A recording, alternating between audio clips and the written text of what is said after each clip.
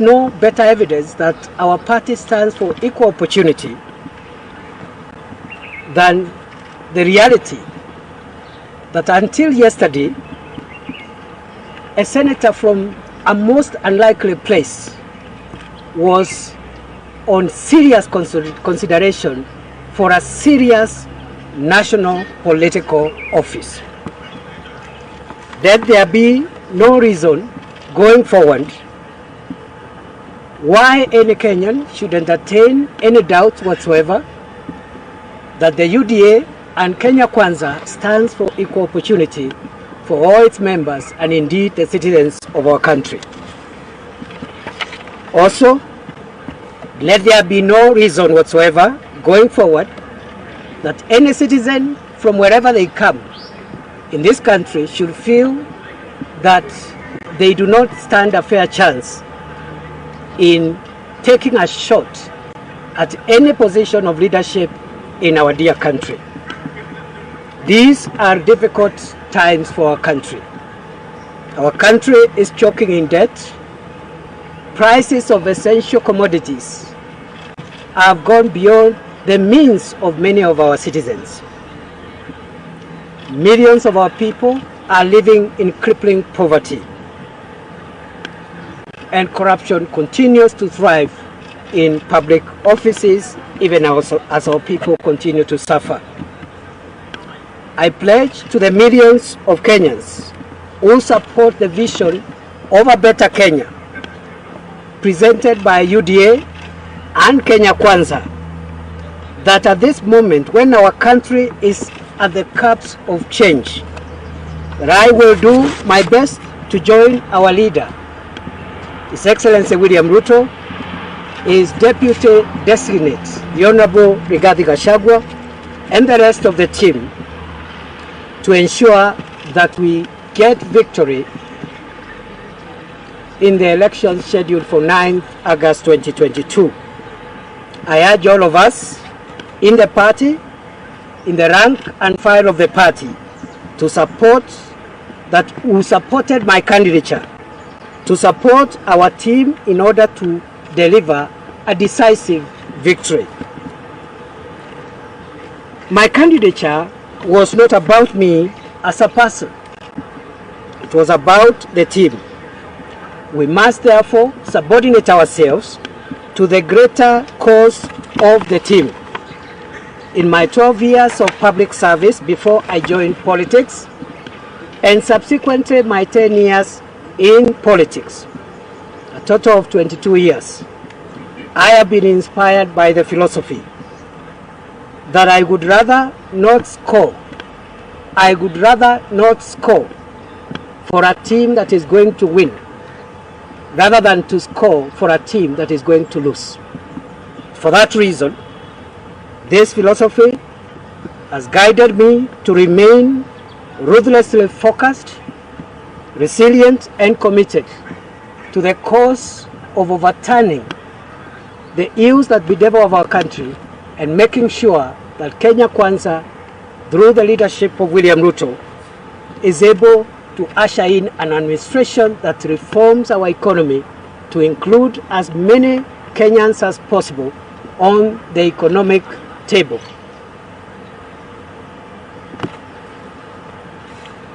Ladies and gentlemen, fellow Kenyans,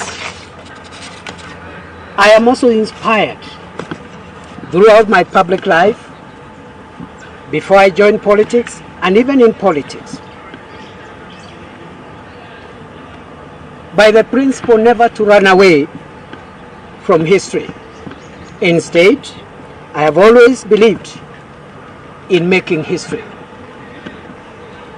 Accordingly, after prayerful soul-searching and reflection, I have decided to remain a loyal and faithful member of our party, the UDA, and the Kenya Kwanza Alliance. I will continue to play my role in the campaign and subordinate myself to the leadership of our party, including my former competitor, who is now the Deputy President designate for our coalition and for our country, God willing, after the election.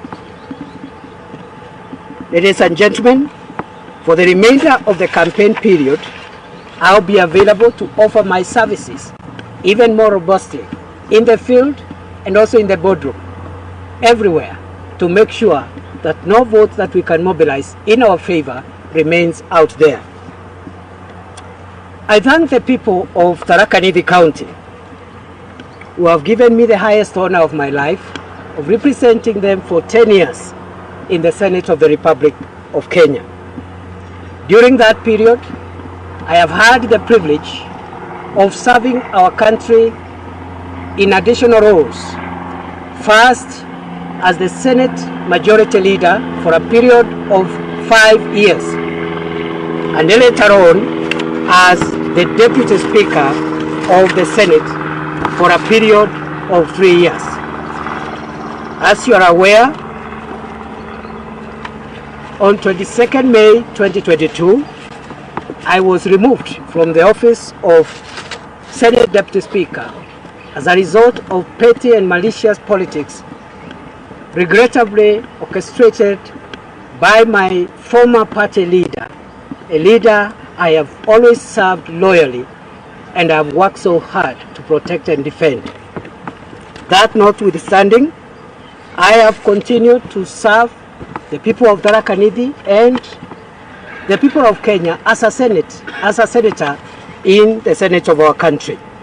However, that role is coming to an end on 9th of August 2022. Therefore,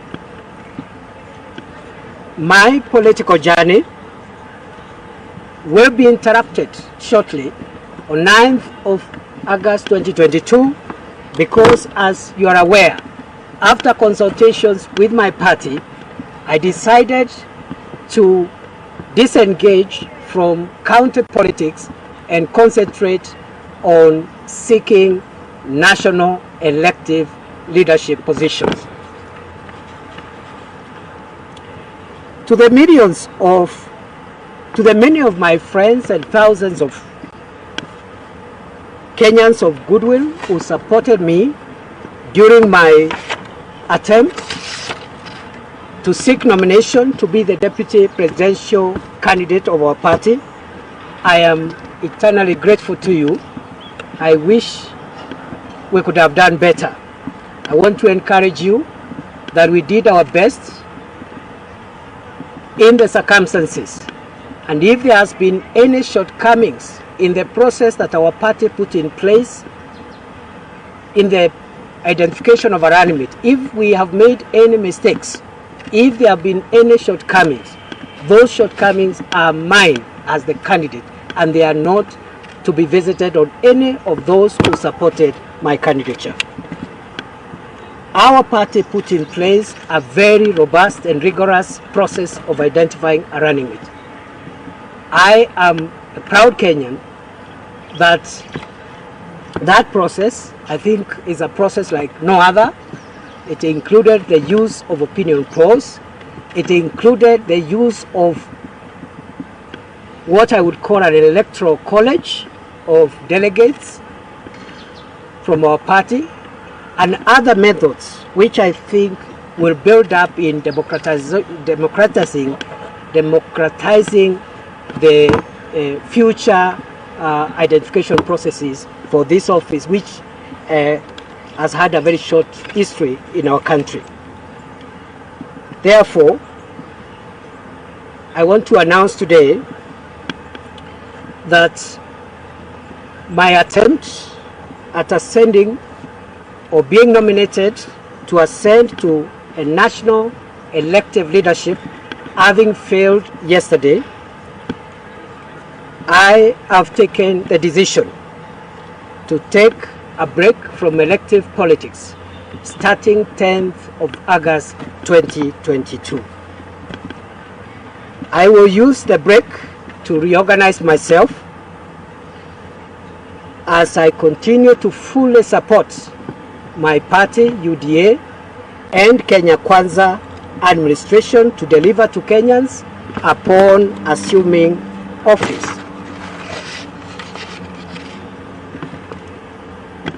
Lastly, I am grateful to my colleagues in the party, especially the members of parliament, both National Assembly and Senate, who have been a critical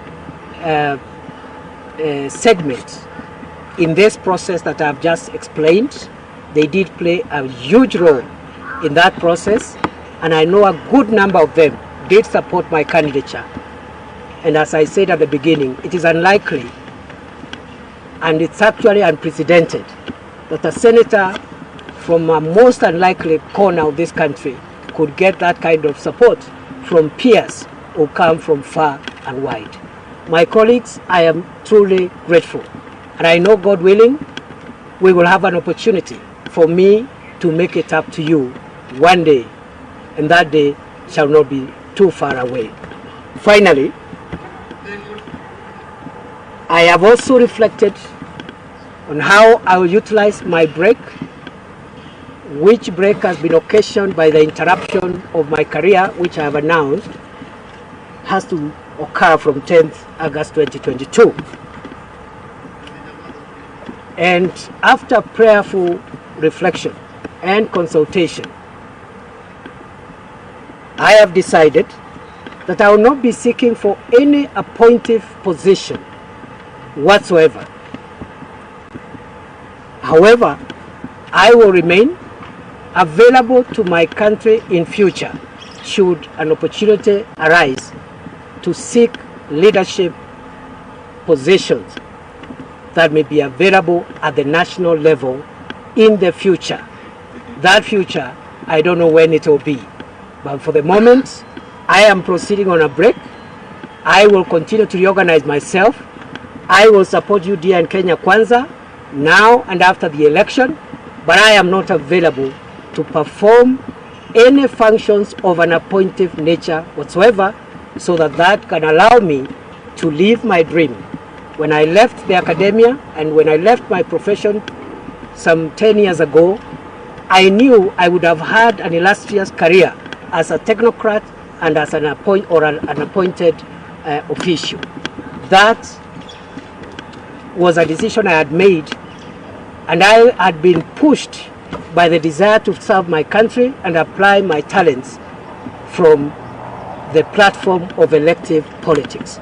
So I want to confirm that is my next step for those who have been asking what I'm planning, and I'm sorry if I've disappointed anybody.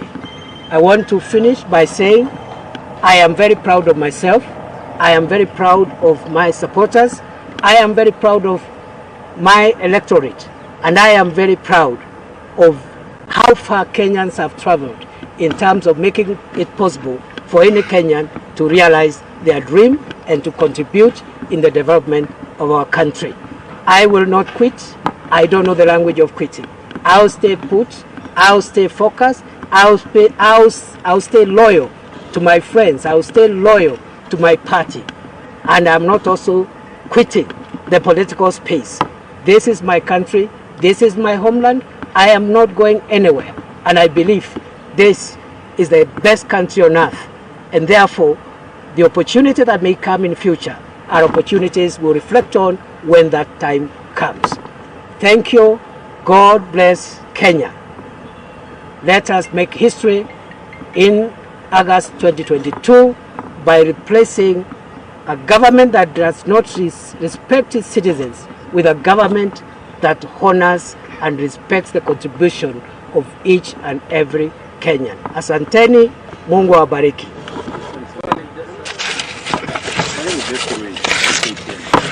The negotiations for that position of the running pointed to you ranking high among those who were seeking that position. Your absence yesterday during the unveiling of the running mate, of course, raised a lot of speculation. And right now you've said that you will not be accepting any appointed position from Deputy President William Ruto's camp should they win the August 9 poll. Does that point to your dissatisfaction in the manner the process was conducted? Thank you, Mr. Kirui. I am extremely satisfied with the process that our party followed in identifying the running mate. Secondly, what you have said is true. There was a variety of considerations in this process, including opinion polls in which I led. There were also other considerations, including voting through an electoral college, which I also won. But those were not the only considerations. So there were other factors to be considered, and I think the sum total of all the considerations pointed at Rigathi Gachagua as the most suitable candidate for our party and for our coalition. My name is Mageka.